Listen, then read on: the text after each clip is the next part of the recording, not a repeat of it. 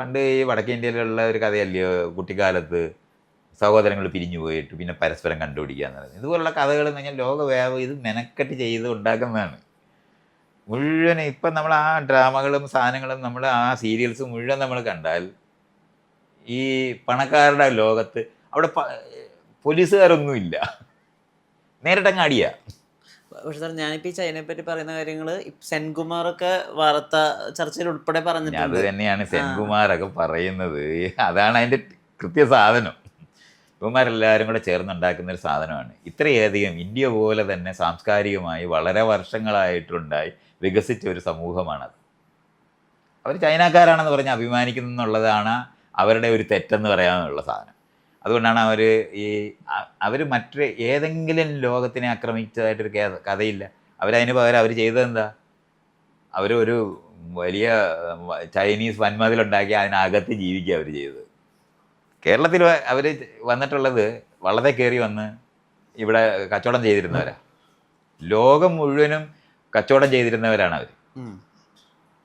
ഒരു രാജാവ് പറഞ്ഞ് ഈ പുറത്തുള്ളത് മുഴുവനും എന്താണ് ബാർബേറിയൻസാണ്, ഇനി വള്ളം ഉണ്ടാക്കി അവരെ ആടെ കച്ചവടം ചെയ്യണം. അത് അങ്ങനെയാണ് ചൈനക്കാർ ഇന്ന് നമ്മൾ കാണുന്ന അകത്ത് ഒതുങ്ങിപ്പോയത് അങ്ങനെയാണ്. അല്ലെങ്കിൽ ചീനക്കടയാണ് ചിന്നക്കട കൊല്ലം, ചീനച്ചട്ടി. ഇയാൾ ഇതെല്ലാം ആലോചിക്കണം. നല്ല രസമാണ് ആ ഏരിയയൊക്കെ. നമ്മുടെ നാട്ടിലെ ഒരു വാക്കില്ലേ, നമ്മൾ മൂത്ത സഹോദരിയെ വിളിക്കുന്ന എന്താ, വിളിക്കുന്ന വാക്കെന്താ? ചേച്ചി. ചേച്ചി. അതിന് ഒരു പുരുഷൻ്റെ പേര് പറഞ്ഞ് ചേട്ടാ. ആ, ചേട്ടനും ചേട്ടത്തിയും വേറെയാണ്, ജ്യേഷ്ഠനും ജ്യേഷ്ഠത്തിയാണ്. അതായത് ചേച്ചിയുടെ പുരുഷൻ എന്ന് പറഞ്ഞ് ആ ഇല്ല, കാര്യമുണ്ട്. അത് ചൈനീസ് വാക്ക. ചേച്ചി എന്ന് അവർ പറയുന്നു, മൂത്ത എന്ന് പറഞ്ഞാൽ ചൈനയിൽ നിന്ന് വള്ളത്തെ കയറി ഇവിടെ വന്ന് കച്ചവടം ചെയ്യുന്നവൻ ഇവിടുത്തെ പെണ്ണുങ്ങളെല്ലാം ചേച്ചി ചേച്ചി എന്ന് വിളിച്ചതാണ് ഈ ചേച്ചിയായി പോയത്. നമ്മളെല്ലാം ചേച്ചി എന്നാ വിളിക്കുന്നത്. അത്ര എന്നുവെച്ചാൽ നിങ്ങളിപ്പോ പെങ്ങളെ എന്ന് വിളിക്കത്തില്ലേ, നമ്മളെല്ലാം അങ്ങനത്തെ വാക്കുകളാണ് ഉപയോഗിക്കുന്നത്. കാരണം നമുക്ക് പരിചയമില്ലാത്തവരെ നമ്മളെ മൂത്തവർ പോലും ആകണ്ട, അമ്മാവൻ എന്നൊക്കെ ഉള്ള വാക്ക് നമ്മൾ ഉപയോഗിക്കത്തില്ല. ഇതുപോലെ അവർ കോമൺ ആയിട്ട് ഉപയോഗിച്ചതാണ് ചേച്ചി. അത്ര ബന്ധം ഉണ്ടായിരുന്നവർ ചൈനയെ പറ്റിയാണ് നമ്മൾ ഈ പറഞ്ഞുകൊണ്ടിരിക്കുന്നത്. ചീന വില എങ്ങനെയാണ് ഇവിടെ ഇരിക്കുന്നത്? നമ്മുടെ ഈ ആർക്കിടെക്ചർ മുഴുവൻ എങ്ങനെയാണ് ഇങ്ങനത്തെ ഈ പറയുന്ന പഗോഡ പോലെ ഉണ്ടാക്കുന്ന ആർക്കിടെക്ചർ എവിടെ നിന്ന് വന്നാണ് ഇയാൾ വിചാരിക്കുന്നത്? കഞ്ഞി, മലയാളിയുടേതല്ല കഞ്ഞി, ചൈനക്കാരൻ്റെതാണ് കോഞ്ഞി. അതാണ് കഞ്ഞിയായത്. നമ്മൾ ഇത്രയും ബന്ധമുള്ള ഒരു സ്ഥലമായത്. ഇയാളുടെ ചെവിയൊക്കെ അവിടുന്ന് വന്നതാണെന്നാണ് ഞാൻ വിചാരിക്കുന്നത്. നമ്മളെല്ലാവരുടെയും കണ്ണും മൂക്കും ചെവിയും ഒക്കെ ലോകവ്യാപകമായ മനുഷ്യർ വന്നുണ്ടാക്കി തന്നതാണ്. അതുകൊണ്ട് അങ്ങനെയൊക്കെ നമ്മൾ മനസ്സിലാക്കണം. അല്ലാതെ ഇങ്ങനെ നമ്മുടെ ഒരു മൂച്ച്, മലയാളി മൂച്ച് എന്താ ഇല്ലാത്തത്, തമിഴരുടെ മൂച്ച് നമുക്കില്ലാത്തതല്ല. ഒരു സാമ്രാജ്യമില്ല, ഒരേ ഇനം ആൾക്കാരുമല്ല. ആയിരക്കണക്കിന് സ്ഥലങ്ങളിൽ നിന്ന് കഴിഞ്ഞാൽ ആദ്യം ഗ്രീസിൽ നിന്ന് ആൾക്കാർ ഇവിടെ വള്ളത്തെ കയറി വന്നു. ക്രീറ്റ് എന്ന് പറയുന്ന സ്ഥലത്തു നിന്നാണ് വന്നിട്ടുള്ള വള്ളം. അത് കഴിഞ്ഞിട്ട് റോമാക്കാർ വന്നു, അത് കഴിഞ്ഞിട്ട് ചൈനക്കാർ വന്നു, അതിനുശേഷം അറേബ്യക്കാർ വന്നു, അതിനുശേഷം പോർട്ടുഗീസുകാർ വന്നു, ഡച്ചുകാർ വന്നു, ഫ്രഞ്ചുകാർ വന്നു, ഇംഗ്ലീഷുകാർ വന്നു.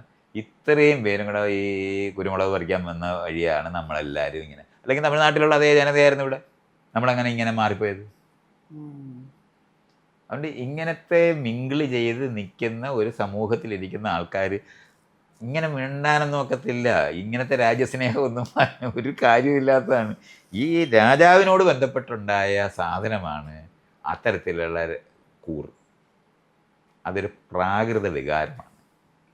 പട്ടാളങ്ങളല്ല ഉണ്ടാകേണ്ടത്. ഒരു തിരഞ്ഞെടുക്കുന്ന ഒരാളുണ്ടെങ്കിൽ അയാൾ ചുറ്റുപാടുമുള്ള രാജ്യങ്ങളുമായി യുദ്ധത്തിൽ ഏർപ്പെടാതെ അവരുമായി വ്യാപാര കരാറുകളിൽ ഏർപ്പെട്ട് ഇരിക്കുക എന്നുള്ളതാണ് ഈ കാലഘട്ടത്തിൻ്റെ ഏറ്റവും വലുത്. പണ്ടാണെങ്കിൽ ഒരു രാജ്യം വികസിക്കുക എന്ന് പറഞ്ഞാൽ മറ്റു രാജ്യങ്ങൾക്ക് ത്രെറ്റായിരുന്നു. എന്നാൽ അതാകേണ്ട ആവശ്യമേ ഇല്ല. ഇപ്പം മലേഷ്യക്കാരൻ പാം ഓയിൽ ഉണ്ടാക്കുന്നത് ഇന്ത്യയെ കൊടുക്കാനാണ്. നമ്മൾ കുരുമുളക്, ഇവിടുത്തെ കുരുമുളക് നമ്മൾ എത്ര തിന്നും? പിന്നെ എന്തിനാണ് നമ്മൾ കൃഷി ചെയ്യുന്നത്?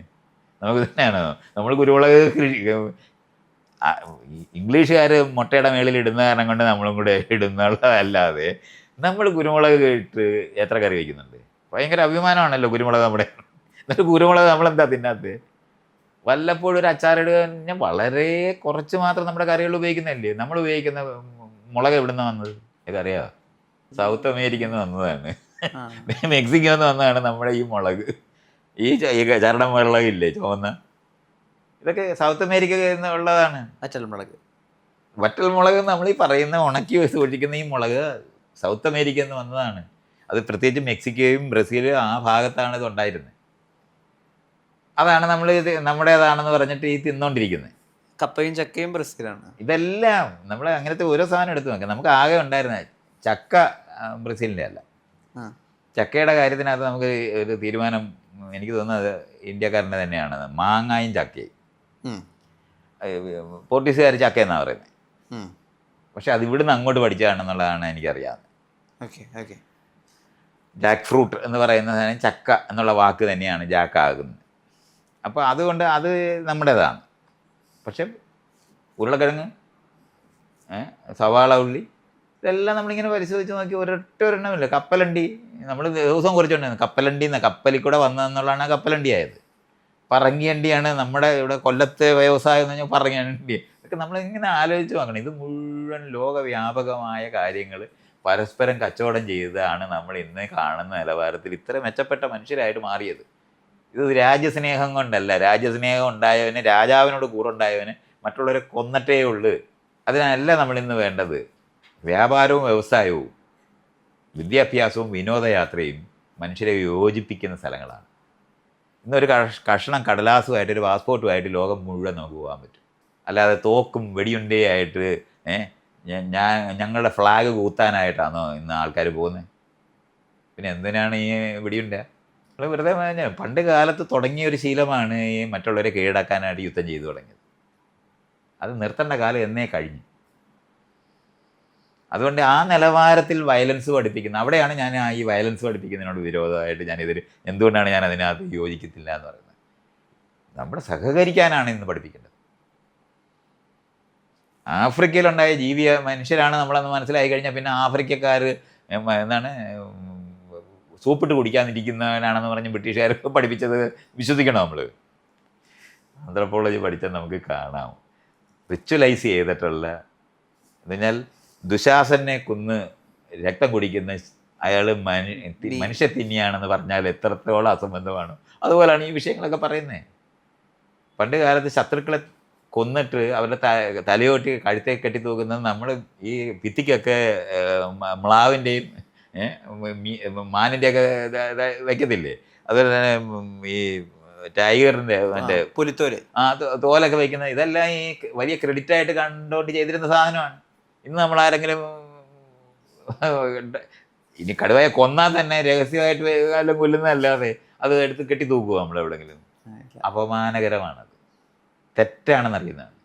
അത് ആനക്കൊമ്പ് മേശ വെച്ച മോഹൻലാലിനും അറിയാം അത് മോശമാണെന്ന്. ആ മോശമായ കാര്യമാണത്. അതിൽ ഇനി ഒരു ക്രെഡിറ്റും ഇല്ല.